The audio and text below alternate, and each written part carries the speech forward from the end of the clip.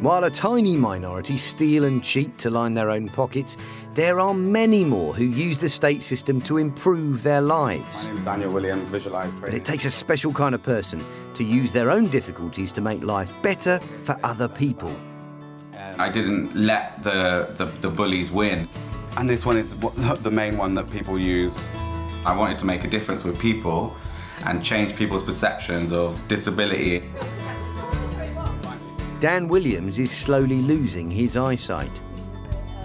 The 23-year-old launched his own business and is now teaching others about visual impairment. So our perception of seeing is different. You don't actually see with your eyes, you see with your brain.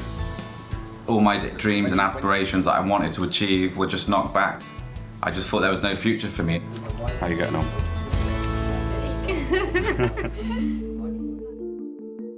But for Daniel, getting to where he is now has been anything but straightforward. When he was young, he just seemed so normal, a little bit clumsy, but being my first child, I obviously wasn't experienced enough to pick out all the signs. Daniel grew up in Bath with parents Shirley and Colin. He had lots of friends, and as a lively youngster, it didn't seem unusual that he got into a few scrapes. He was always clumsy and bumping into things. I would have stains on my clothes because I didn't see that I had stains on my clothes. I would be walking into lampposts. It wasn't until his first preschool checkup at the age of 5 that a health visitor suggested something might be wrong. She was the one who said he needs to go to the opticians and get him checked. So I did. I took him to the opticians, back and forward to the opticians for years. Daniel had lots of different prescriptions for glasses, but none of them seemed to improve his eyesight. And as he got older, it made things difficult at school. When I was at 8 and at school, I had children trying to rip the glasses off my head when I got into fights and stuff at school, and calling me four eyes and stuff like that, so I didn't want to wear them then. And then the teachers would want me to sit at the front of the room, front of the class and stuff, but I didn't want to do that. I wanted to fit in with all of my friends and just be normal.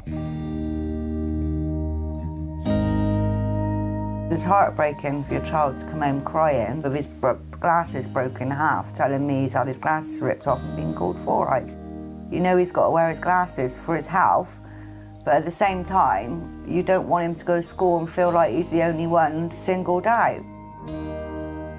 On his next routine visit to the optician, Daniel was referred to a specialist. The optician's in Bath, she basically just said it doesn't look right. I want to send him to the Bristol Eye Hospital for more investigation. She didn't know what, but she knew that whatever it was, wasn't right. In the hospital, they put loads of electrodes to his head and made him sit in a dark room with loads of lights and done all this testing, and I think we got the results a couple of weeks later. I got the diagnosis of retinitis pigmentosa when I was 8 years old, but I didn't really understand it because I was so young. Hello. Hello. Right on. There you are. Retinitis pigmentosa is an inherited disorder of part of the eye that senses light and which causes progressive sight loss. So the peripheral vision at the side, you slowly comes inwards, so it's like a tunnel vision, and then eventually you'll go blind, and then you'll lose all your sight completely. Mum Shirley began to realise the impact this condition could have on Daniel. And that day then, they told me he would never drive a car. So, that is when it really hit home. One step down there. We all thought we could put a pair of glasses on and everything would be hunky-dory, but it just wasn't going to happen that way. That was the shock, really, of realising how bad his condition really was. Fine. How much? I didn't realise the extent of it, that I would lose my sight and go blind eventually. I didn't realise it was like that. When Daniel was 8 years old, he got a proper diagnosis. That meant he received some help from his local authority in the form of disability benefits and a support worker for school.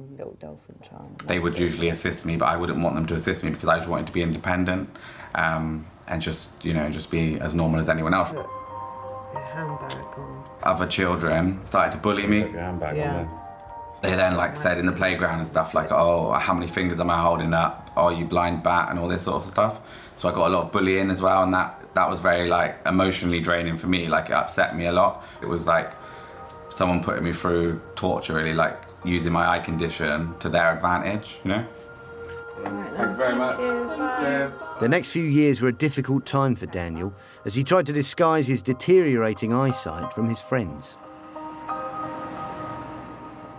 It wasn't until he started teenage years, going to senior school, mixing with teenagers, going out, doing normal teenage things, that it really hit home to him how much he did struggle and how he wasn't normal like the other kids, you know.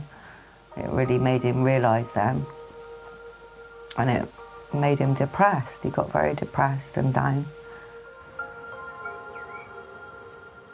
At a time when most young people are starting to think about the future, Daniel was forced to realise the limits his condition placed on him.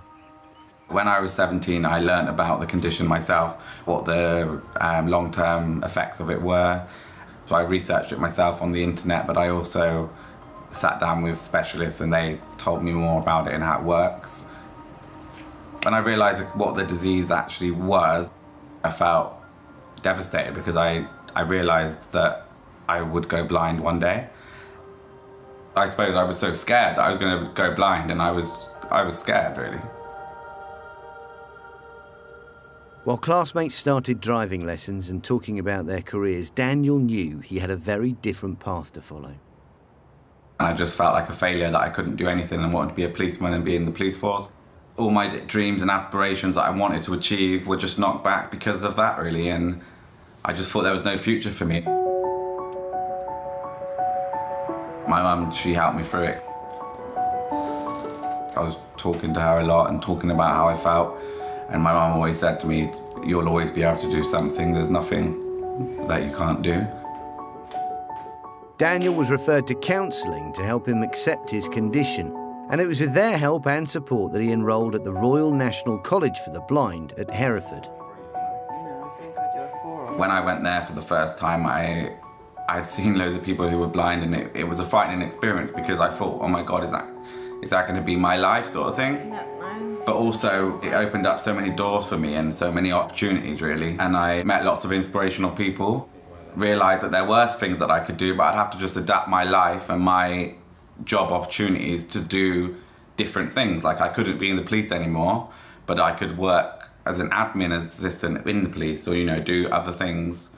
I tried to change my mindset. Which is really good. Daniel came away with qualifications in sociology, health and social care, business studies and Braille, and more importantly, a desire to change his future. He knew at that point he didn't want to have to rely on others for care and financial support. He believed he could stand on his own 2 feet. The college changed my life. To see people that had no vision at all, that were just getting on with things, and it gave me inspiration, you know, to just see other people that were achieving in life and wanted to better their life because they were disabled, you know. With the knowledge he'd gained, one of the first things Daniel did was to help his mum realise her own ambitions and set up a barber's shop. I was looking for work, and so he said, right, why don't you just set your own shop up? So, all right, I said, okay then, we'll set up a shop. So we put it all on paper. It took about 6 months from it being on paper to actually setting it up. Daniel went out and got me all the information I needed on how to set it up, on where to get the money from. He basically done all that for me. Having helped his mum set up her own business, Daniel realised he could do the same for himself. I wanted to go into the social care industry, making a difference. I didn't just want to go into a job where I wasn't making a difference to people, and I've always wanted to help other people to make changes in the world and do something that's going to make an impact. Good morning, everybody. My name's Daniel Williams, Visualise Training. Having signed on at the job centre, he soon realised that his disability got in the way of employers and even job centre staff seeing his potential. And that gave Daniel an idea. I'm going to set up a business doing visual impairment awareness training to train organisations you know, about the needs of people with visual impairment. You want to put a blindfold on? But Daniel didn't know where to start. His advisors at the Job Centre, though, helped him find a youth mentor and a Welsh Government and Job Centre Plus funded Want to Work scheme. He applied and was successful.